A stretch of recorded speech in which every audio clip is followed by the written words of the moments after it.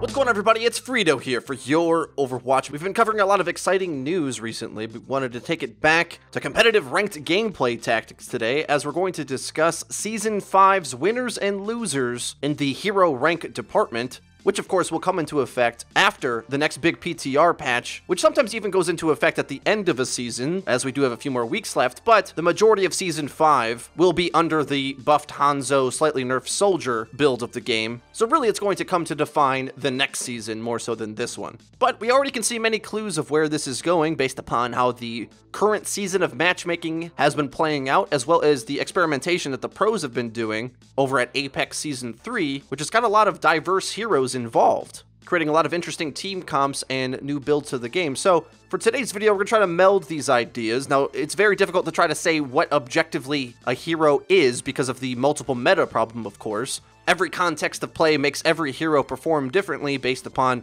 the skill level of the players involved, the time of day even, the type of organization. Are you playing on matchmaking, a scrim, online competition, LAN competition? Every context is going to have its own nuances, and it's impossible to really gauge for them all. But for today's video, we're going to try our best to define some broader trends of what's going on with different heroes and what styles of play are going to go up and down going into Season 5. First things first, let's define the playing field. Back in the days of Ana healing and triple tank, the world revolved around the Roadhog hook, which back then could hook you in even past map geometry. Now, with many of those elements changed a lot, triple tank is a viable strategy and is still very much strong and competitive with other team comp builds. At least in my estimation, the biggest strength in Overwatch right now is mobility. In fact, I would go as far to say is that we're in a mobility meta, and that's what sets the pace. Whether or not you're able to run Reinhardt in multi-tanks is going to be dependent upon the skill of the mobility heroes, not the other way around. It used to be the case that a star Roadhog player could definitely shut down most characters that moved outside of a Reinhardt shield, but now it's kind of the other way around. Characters like Tracer and Pharah dictate the pace of the battle, and their effect is what sets the tone for the game right now. We can debate whether or not that's a good thing or a bad thing. The benefit, of course, though, is that since Deathball and multi-tank is an option to play, not the standard requirement to feel like your match is going to be competitive, there's more options now than there ever have been before. So although I do put Pharah and Tracer at the top of the meta, they're not way beyond everything else in terms of viability. The biggest reason that they're at the top is that the characters that can directly counter them in a one-on-one are actually harder to play than the characters themselves. Widowmaker and McCree have to rely on purely skill shot aim in order to frag their way out of these situations, whereas the mobility strengths of Tracer and Pharah makes them a bit more even than other more or less quote-unquote hard counter matchups like Winston on a Genji or Reaper on a Winston. Because of all the strength of mobility, along with the nerfs that reined in Ana's burst healing, tank play is more skillful than it ever has been before. And two characters that are actually a lot harder to get value out of nowadays were top of the meta staples before, Roadhog and Zarya. The reason being is that both Roadhog's hook and Zarya's bubbles are on a relatively long cooldown, and if you don't get value on them immediately, there's very large windows of opportunity for these mobility heroes to basically do whatever they want with your team. They have all the movement, they get to set the pace of the battle, so if you don't hit a hook, or hit some crucial timings with shielding with Zarya, both of the characters can kind of be left in the dust without a lot to do. You might say that's going to be dependent on your skill put in, but a very important thing to note, it's pretty well renowned now that Reinhardt is a very difficult hero to play in this context. Part of that reason is that his off-tank is going to have to do a lot of work in order to keep him alive. This is why off-tanks like Winston or D.Va in the supportive tank slot can do a lot more than a Zarya or Roadhog, because as those flanking swarming enemies start to loom around you, D.Va and Winston do a lot better job at enforcing their backline, whereas Roadhog and Zarya are much more all-in on a few key abilities. It's a lot easier to try to get definite value out of Defense Matrix or Winston Bubble, which have guaranteed shielding effects. D.Va in particular, based upon the burst nature of Pharah rockets coming every second and Tracer having to reload her clip every time, it's very good for D.Va to be able to pop up her Defense Matrix in between these bursts of damage to mitigate them completely, taking them out of the game for sections of time altogether. Because Defense Matrix can be used actively to catch damage outward in a cone, it can be much more reliable than a Zarya shield, which is on a long 8-second cooldown. And if that bubble misses, well, sorry teammate, the Tracer's gonna be able to blink back in and be relatively uncontested, whereas a D.Va has a more sustained presence throughout the middle of the fight. Now that's it for the top of the meta DPSs and the tanks. Now I'll go on to describe the more flex pick and tech pick damage characters, and of course the supports as well. Because of the strength of mobility, a character like Genji can see a lot of use. Nano Sword is as powerful as ever, and if you have the skills to pay the bills with Genji, he can duel just about everything in the game based upon being able to reflect most damage. With that being the case, Genji's a strong pick as well. Soldier, even after having his damage put down to 19, is a very stable pick on defense. I already wasn't very impressed with him on attack on a lot of maps, unless of course you were able to find him into a position where he could be shooting key targets, not just shields. It's assumed that a big percentage of Soldier's pick rate also has to do with the fear surrounding Pharah. As many characters are helpless against being able to shoot up, Soldier is deemed as a must pick, especially on defense, and will more or less remain that way even after his nerf. However, I think with some time for the game to develop, tank players can start to learn the best places to engage in order to avoid Pharah taking over the entire battle, but also D.Va players out there how to one-on-one the Pharah in such a way where it robs her of all of her value, especially if they're dedicating to the pharmacy. Whenever that's the case, a good D.Va player can basically guarantee that the rest of her team will be able to contest on the ground without a whole lot of effect coming out of the air. We did speak about the other hit scans briefly, but I want to bring up that Widowmaker is seeing a lot of interesting usage at the pro level for her ability to be able to one-shot a lot of the squishy characters that are getting a lot of usage right now. Although on paper, she's weak to getting dove, she actually isn't more weak to dive than McCree is. Granted, yes, he has a stun every 10 seconds, but Widowmaker's even stronger in a way against the dive characters because she has the mobility and the range to be able to play far out of distance of them. As a cute little example, think of ruins on Ilios. The Widowmaker can set up on high ground that's basically in their spawn, which is over 2 Winston leaps away from the point. Whenever she's able to find herself a nice home like that, where she's multiple dashes and jumps away from the characters that want to get in close on her, she has a few seconds of time to be able to hit a shot before the enemy can really do much. With that being the case, she can become a ranged threat for some of these squishy characters. But of course, it is a skill battle. If that Genji is better than you, he might just wreck you anyway. But at this point, when we're talking about skill battles, we're no longer talking about counters. We're just talking about the ability to even duel these things. And if that's the case, McCree still is somewhat viable if you have the skill to put into the character. After watching enough of Taimu play on Envious and how well they seem to be doing, it's hard to say that McCree is unpickable. But unless you do have that intense aim, you might want to steer away for more stable picks, because right now, McCree is one of the most exploitable characters in the entire game, next to Reinhardt and Zenyatta. Keeping in mind that Hanzo's actually getting a buff, it could be said that even Hanzo is stronger against a character like Tracer than McCree is. Hitting a medium to close range headshot is more or less the same amount of difficulty, but with the 8-second cooldown on Scatter Arrow, which is an instant kill, and with Hanzo being able to shoot faster now, you may be surprised at how similar the Hanzo Tracer duel is to McCree Tracer. It's a lot more even than you think. And on the side note, Hanzo is the #1 surprise pick in this entire meta as far as I'm concerned. A skilled Hanzo can be able to take over an entire game. And it doesn't matter how stable you thought your Soldier 76 pick was, with Hanzo's recon arrow to be able to find where characters are, he has more intense burst range damage, and a scatter arrow every 8 seconds. That makes him a terror for picking off characters on attack, and I think even in the correct composition, he might even be viable on defense, but you would have to have the strong tank play around him for that to work. With mobility being as strong as it is, characters like Bastion, Junkrat, Mei, and Symmetra all find a bit of a difficult place seeing frequent viability. However, in the scenarios where they do work, they work incredibly well. I actually think Junkrat's in the underrated category, and many of the places where you see Symmetra work, Junkrat would work either just as well, if not even better. However, of course, Symmetra's ability to spam through barriers oftentimes makes her choke battle feel a little bit more reliable. However, Junkrat's mine is actually devastating in many duels, whereas Symmetra is a lot more easy to be pounced, although of course her ultimate is better. Junkrat, although not necessarily strong against the dive comp, is going to be stronger than Symmetra, since he's a little bit better at dealing with Winston. Speaking about dive comp counters, Torbjorn is one of the strongest characters to be able to slow down the dive, because he's able to create a turret that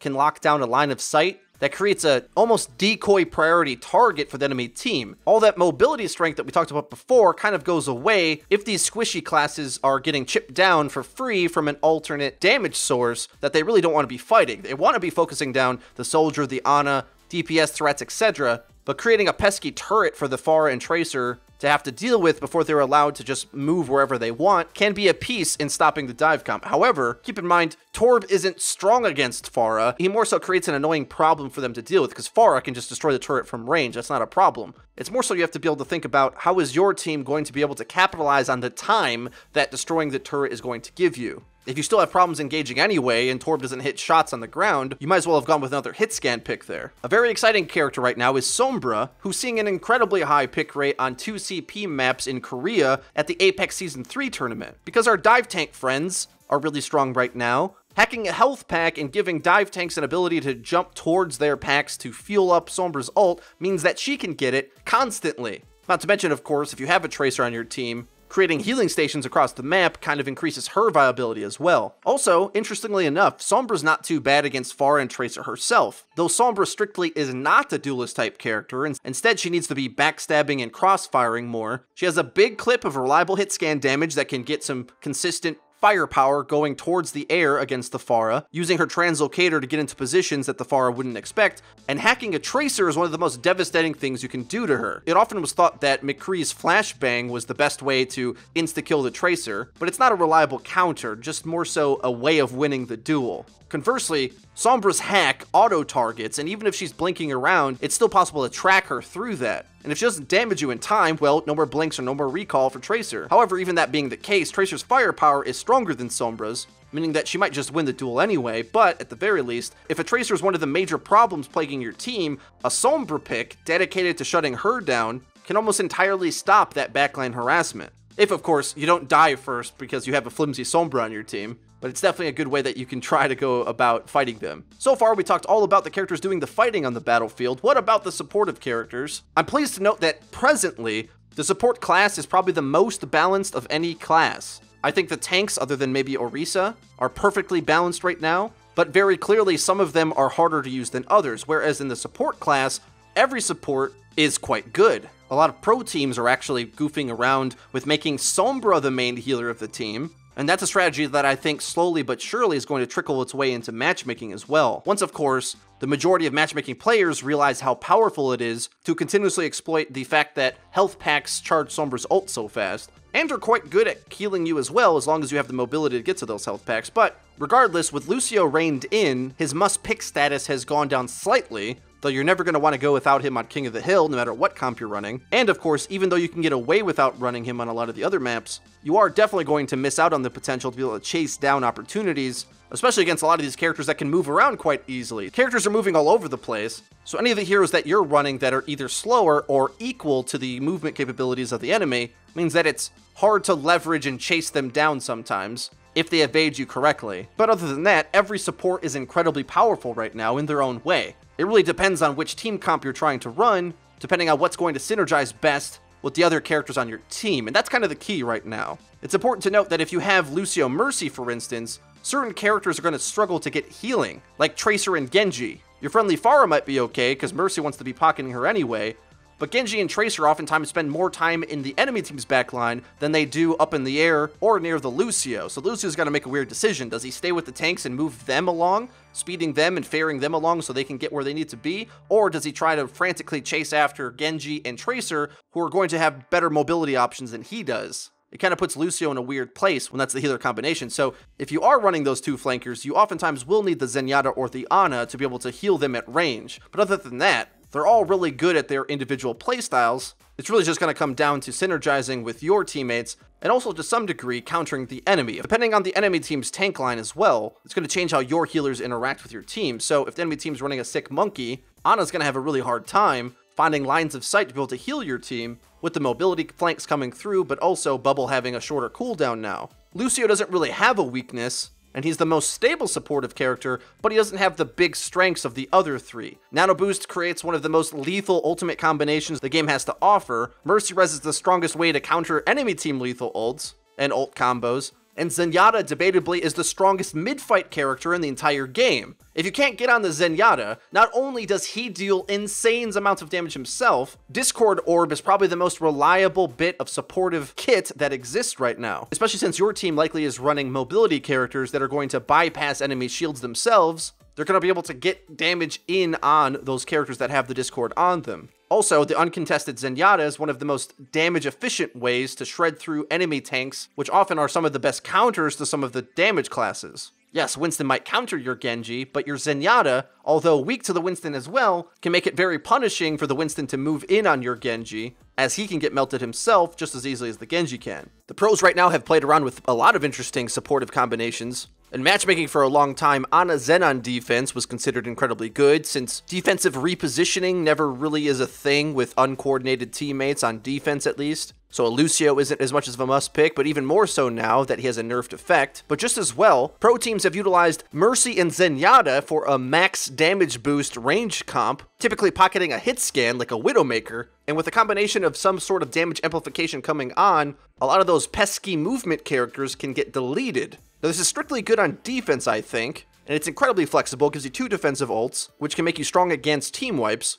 but also is a cool way to set up and prop up your DPS teammate. In many areas of matchmaking, it seems like there's an assumption that the entire team should just be able to do what they want, not coordinate, and just let the hit scan player deal with certain duels on their own. Meanwhile, in all reality, the movement wins, at least eventually over time. Instead, of course, if you prop up that DPS player and stick a Mercy on your Widowmaker or Soldier, they'll have a better time dealing with the enemy pharmacy themselves. But like I said, single heal is also very interesting. Ana single heal was good for a long time, and I think in many ways it still is, especially since there's a lot of self-healing in the game right now. Because healing from supportive classes is kind of reined in locally a bit more, now that there's a lot more Winston bubbles cutting off Ana lines of sight, and also Lucio's ranged healing is incredibly short in distance. When you start to build your team comps, you might start to consider having more self-healing as something that can supplement your team comp. It's a pretty strong thing to consider, especially in solo queue. Sombre isn't a healer really, but the pros are starting to utilize her as if she is one. And realistically speaking,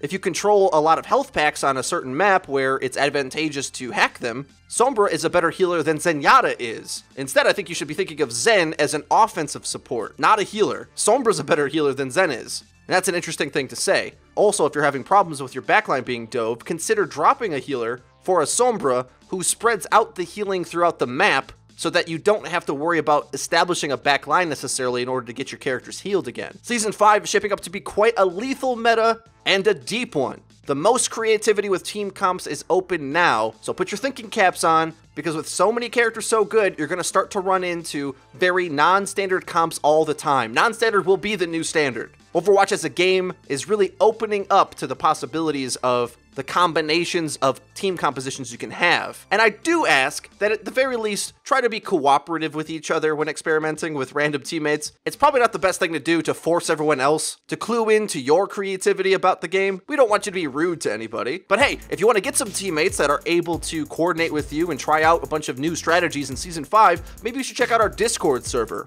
where you can find teammates to group up with, to play games of Overwatch with. That's linked in the description. Also is our Twitter, where we tweet out news, updates, and give opinions about the game. If you enjoyed the video, please hit the like button. It really does help us out and lets us know that you're enjoying the content. If you haven't already, hit subscribe, because we upload each and every day, so you're going to want to hit the bell icon so that you get notified when our videos go live. That's been it for me. I've been FREEDO for your Overwatch. I'll see you guys next time.